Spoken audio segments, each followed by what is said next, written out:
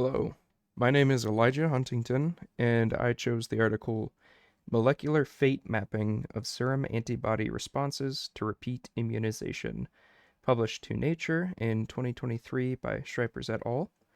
The full citation is on the screen in front of you, as well as at the end of the presentation. The central question to this paper is, when the immune system is re-exposed to an antigen, to what extent do circulating serum antibodies arise from pre-existing fate-mapped cell clones, B cell clones specifically, versus newly recruited B cells? This question arises from a phenomenon known as original antigenic sin, where the immune system's response to a new infection or vaccine is biased by its first encounter with a similar pathogen. This was first noted in the 1950s, where scientists noticed that individuals had a tendency to respond to a given strain of influenza with antibodies that were more reactive to a strain the individual had contact with in early childhood, rather than the given strain. The hypothesis of this research is that repeated immunization preferentially recalls antibodies derived from the initial set of responding B cells and therefore changes the serum antibody composition during subsequent boosts. I will explain how they developed and validated a molecular fate mapping strategy to test this hypothesis and the implications for future understanding of antibody imprinting and vaccine design. First, we need to get into the basic methodology of research. The authors ask how repeated immunization shapes the serum antibody pool. Specifically, whether antibodies present after a boost dose derive predominantly from the initial group of B cells or from newly recruited B cells. They use a mouse immunization model in which the mice were modified to have LOXP flanked flag tag, that's a mouthful, as well as a downstream strep tag in the C terminus of the light chain. The antigen would express the flag tag unless it was exposed to Cre recombinase, in which case the strep tag is permanently expressed. Of course, these results were verified, which we'll get into in a couple of steps, or in a couple of slides. The tag system allowed for a fate mapping system which directly linked the cellular lineage and serum antibody molecules. In addition to fate mapping, flow cytometry to identify phenotype and sort B cells and plasma cells, antigen-specific ELISAs were also used to distinguish flag versus strep tag antibodies in the serum, and then adaptive transfer and depletion experiments for functional validation of the cellular sources, and finally BCR sequencing to trace clonal origins and determine whether recall antibodies were derived from pre-existing clones or newly recruited clones. Together, these methods let the author follow both cells and the antibodies they secrete over primary and recall immunizations to test the hypothesis about recall versus dominance recruitment. Using this system, the author's results show observations indicating that repeated immunizations disproportionately recalls antibodies derived from the original cohort of responding cells. Fate-mapped antibodies and fate-marked plasma cells persisted after the primary response and contributed substantially to serum titers after boosts. Newly recruited, unlabeled B cells made more limited contributions. Early sequencing and clonal analysis linked dominant recall serum specificities to pre-existing clones. This supports a model in which the first responding cohort imprints subsequent serum antibody composition during repeat immunization. This means the humoral recall response is biased towards reactivating and expanding the B cell clones from long-lived plasma cells, which were made during the initial response. This finding helps explain aspects of original antigenic sin and has implications for vaccine design, since initial exposures can durably shape which specificities dominate later serum antibody responses. The cloned antibodies quickly react to familiar antigens, but can be reconstituted to better fit a mutated strain in the future, which is important when considering vaccines for influenza and COVID. Before introducing the first figure, here's the setup. The researchers needed to answer, does the fate mapping tag reliably distinguish antibodies and the B cells that produce them, and can it be used to follow the cellular and serum contributions of the response to primary and booster immunizations? By controlling Cre recombinase and exposure at defined times relative to the immunizations, the researchers permanently marked the cohorts of responding B cells and their secreted antibodies. The picture on the right illustrates this reaction. By testing lymph tissue with ELISA, they were able to identify flag versus strep-tagged antibodies in the serum, and the genetic alteration of LOXP with LOXP flag stop strep sequence in the light chain locus, and the BCR sequencing tagged cells to clonal identities. As you can see from the screenshot of figure 1, and I have to apologize for the low quality, I couldn't get it much better, the light chain tag system worked very efficiently. As you might recognize from the previous slide, panel A shows the genetic design, a LOXP flanked flag tag followed by a strep tag integrated into the Ig light chain locus, so that antibodies are flag tagged by default and then irreversibly switched to strep after Cre recombination. The schematic makes clear the permanent nature of the label and why it links cellular lineage to the serum molecules. Panel B represents the flow cytometry validation using matched monoclonal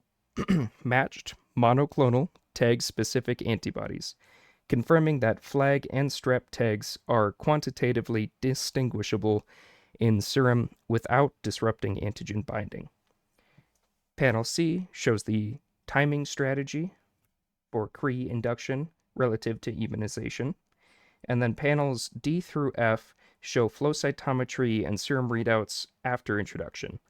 Cre-exposed mites acquire strep-tagged antibodies and strep-positive B plasma cells in the expected compartments. This is in contrast to the control mice, which remain flag-dominant. Pay attention to the flow gates they use to define the germinal centers in B cells, plasmablasts, and bone marrow plasma cells. These are the populations they use to track through the paper. Up there. This first figure establishes the molecular fate mapping system. It works as intended. The genetic flag to strep Cre switch is specific and inducible. Tag-specific ELISAs can reliably quantify flag versus strep antibodies in the serum, and flow cytometry detects the corresponding labeled B plasma cells population. Importantly, tagging does not prevent antigen binding or obvious cellular phenotypes. Changes in tag abundance reflect biological lineage and are not technical artifacts. Because the system is validated, we now have a tool that directly links individual B cell cohorts to the antibodies they secrete. The next logical question is therefore, during booster immunizations, what fraction of the serum antibody response derives from these fate-mapped pre-existing clones versus newly recruited unlabeled B cells? This sets up the experiments in the following figure, which quantitatively compare flag and strep antibody contributions over primary and recall immunizations. They begin to reveal the extent of imprinting by the initial responding cohort. This figure accurately tests whether homologous boosting preferentially recalls antibodies from the initially responding cohort. Panel A shows the relative prevalence of existing clonal B cells compared to the response of other B cells in reaction to primary and booster immunizations. Panel B shows the experimental timeline. The mice are primed, given tamoxifen, that's the TMX with the orange arrows, on it at defined days post-infection to fate map the primary cohort. Uh, they are then boosted with serum while the serum is sampled at multiple time points for tag-specific ELISAs. Panels C and D represent the TNP KLH results. In panel C, you can see individual mice and the median traces for total IgG light chain and tag-specific titers. After boosting, the total titers increase. However, much of that rise is specifically from the fate-mapped population. Panel D converts that data into the primary addiction index, which is strep or flag tagged, showing that a large percentage of the post-boost TNP response comes from the primary cohort. This is a quantitative measure of how much the serum antibody responds after boosting. This is derived from the initial cohort of B cells that responded to the first immunization. Panels E and F repeat this using WH1 mRNA LNP vaccination. Panel E shows longitudinal anti-WH1 IgG light chain and tag-specific signals for a larger cohort, and panel F again plots the primary addiction index. The same pattern appears here, that being homologous boosting yields dominant contribution from the originally labeled cohort. Panel G compares new or de novo flag-positive responses when the initial fate mapping prime is removed against when all doses are homologous. Prior priming reduces the generation of new flag-positive antibodies on later doses, indicating suppression of de novo recruitment under homologous boosting. Panel H extends this observation to long interval before a fourth dose. This shows that primary imprinting can persist for months.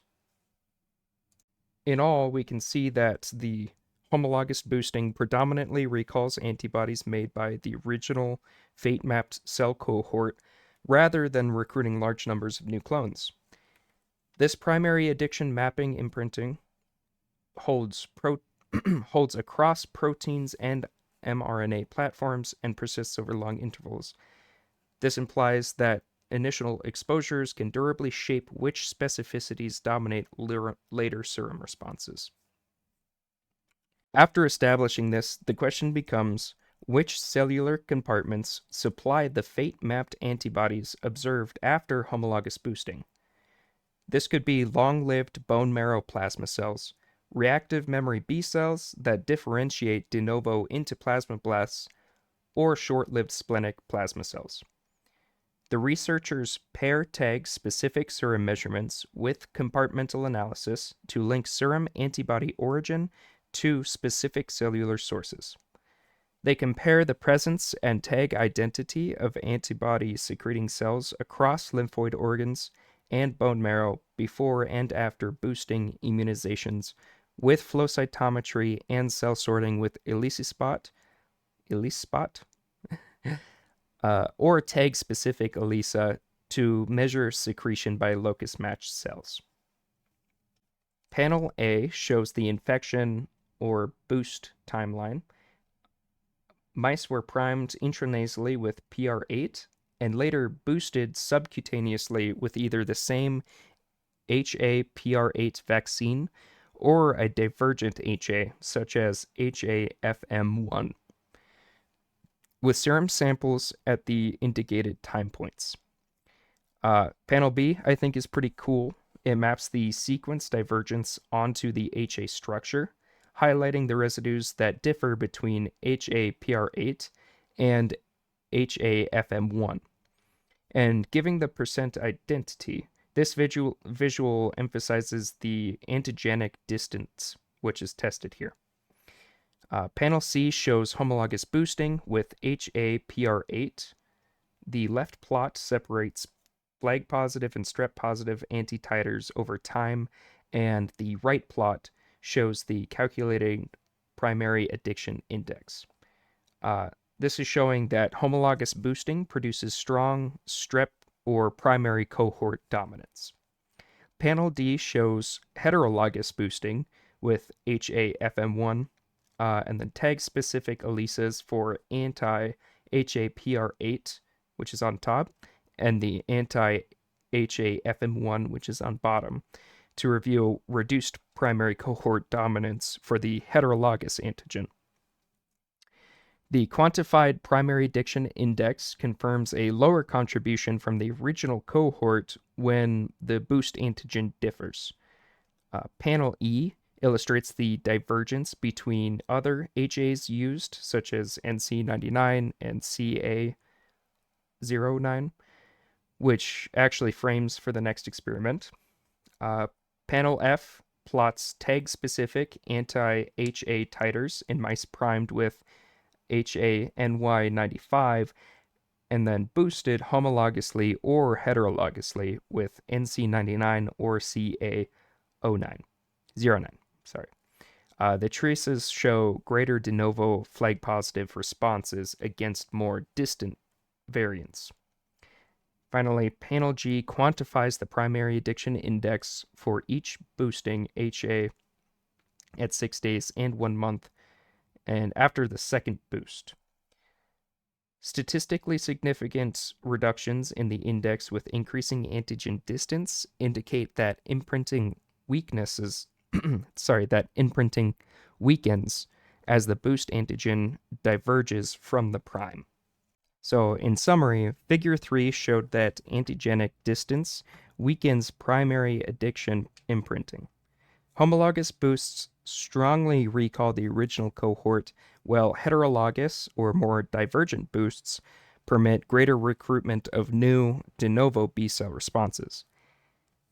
This implies a very practical vaccine consequence. Antigens that differ sufficiently from the priming exposure can overcome imprinting and broaden the serum antibody repertoire, whereas repeated identical boosts may reinforce initial specificities and may limit responses to new variants.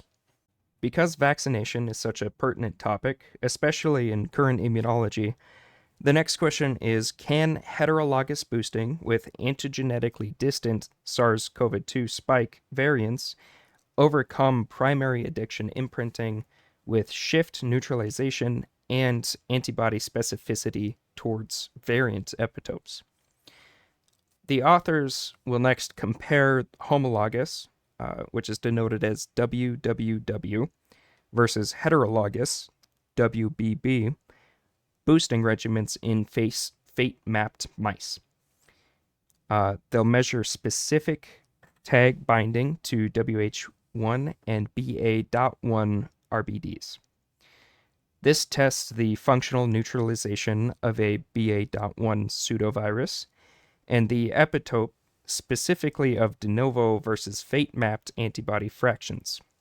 The authors fractionate the serum by tag to directly test which antibody fraction supplies neutralization against the BA.1 variant and use deep mutational scanning to map targeted RBD sites, again with ELISA. So here we are.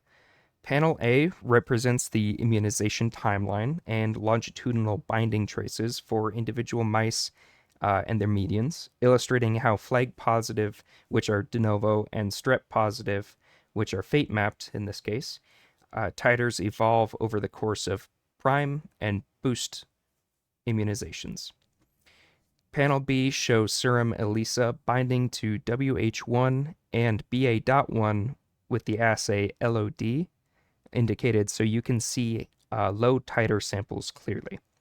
Notice that heterologous WBB mice gain a stronger reaction during BA1. Make sure I'm right. Yep, WBB mice gain a stronger reaction during WA.1 reactivity compared to the homologous WWW mice after heterologous boosts. Panel C shows serum ELISA binding to WH1 and BA.1 RBDs after the indicated homologous WWW or heterologous WBB regimens, showing group differences in total binding and functional NT5Os. Panel D compares flag versus strep anti-RBD titers at 2 weeks after the third immunization. This plots the primary addiction index, and as you can see, the heterologous mice show increased de novo contribution against BA.1 compared to the homologous controls. Panel E then repeats this analysis for full spike binding, confirming the pattern at the whole protein level in addition to the titer. Panel F compares de novo flag-positive responses in WBB mice to mice.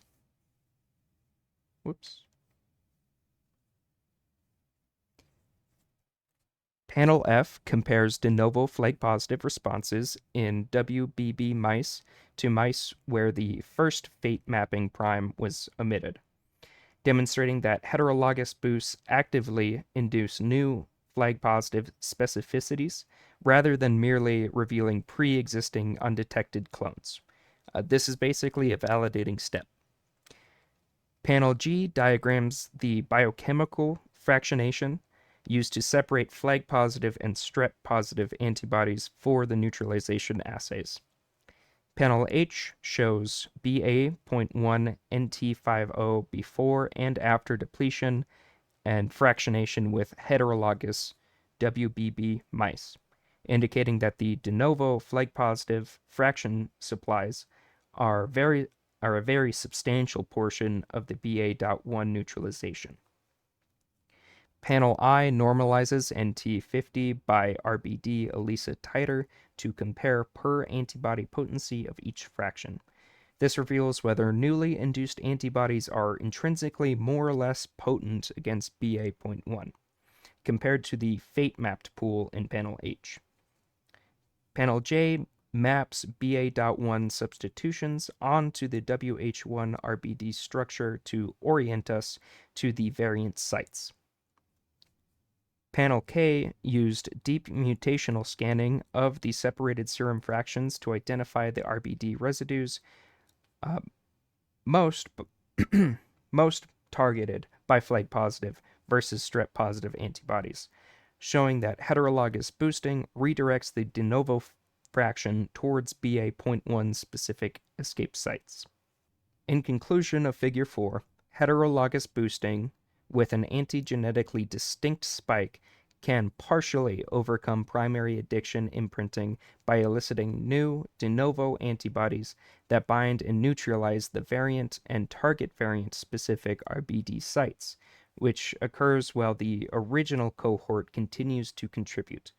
Functionally, this means variant-matched boosts can both broaden epitope coverage and improve neutralization against escape variants.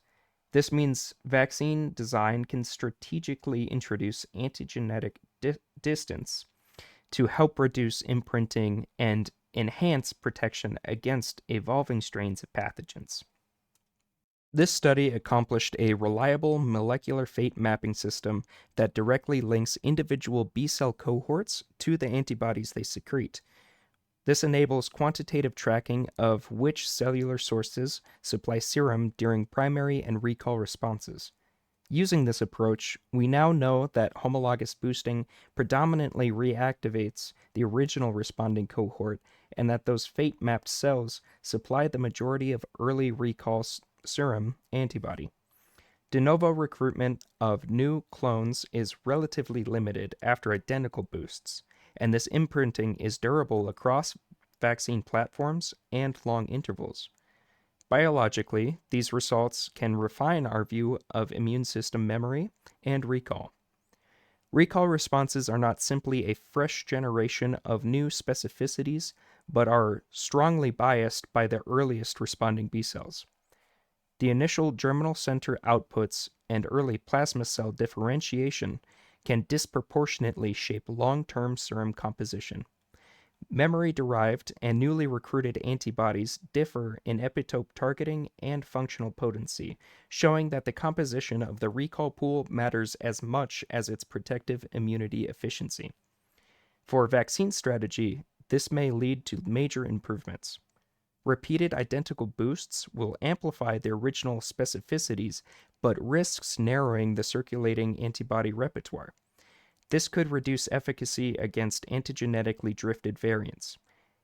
Introducing antigenetic distance in booster design, which can be done through variant matched antigens, heterologous boosting, or multivalent formulations, would promote the recruitment of new B cell clones, thereby broadening the epitope coverage and meaningfully improving the neutralization of escape variants.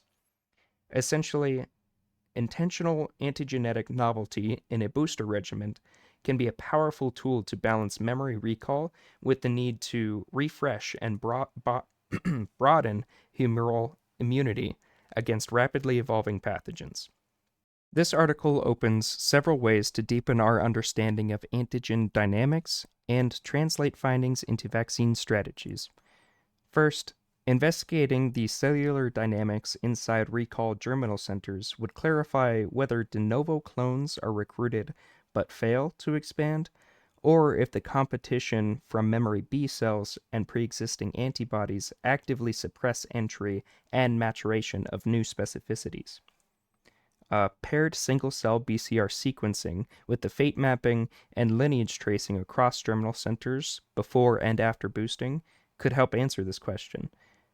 This is important because it could be essential to optimizing a vaccine booster regimen. Second, defining the role of T-cell help and FC-mediated feedback in primary addiction is essential.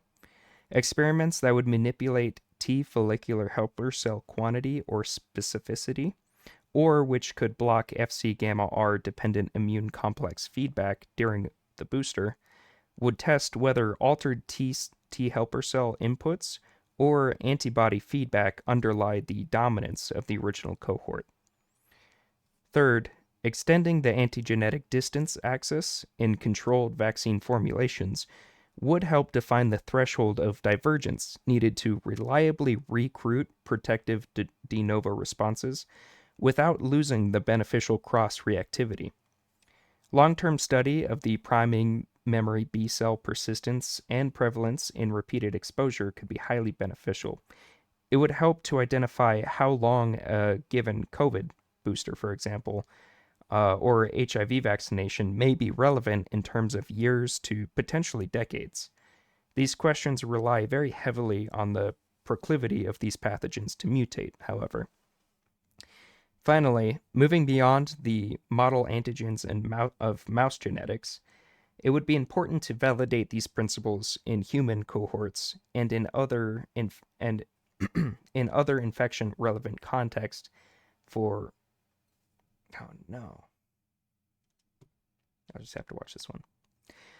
Finally, moving beyond model antigens and mouse genetics, it would be important to validate these principles in human cohorts and in other infection-relevant contexts, such as influenza, COVID-19, and previously infected or vaccinated humans. Longitudinal sampling with fate mapping analogs, for example, a high-resolution clonal tracking by BCR sequencing and serology during real-world boosting campaigns, would assess how well controlled experimental findings predict population-level vaccine performance. And that's the end of my presentation. I know it was a long one, so thank you so much for sticking with me. Please reply to me via email or reply to this post if you have any remaining questions. I'd be happy to help. This was a very interesting topic.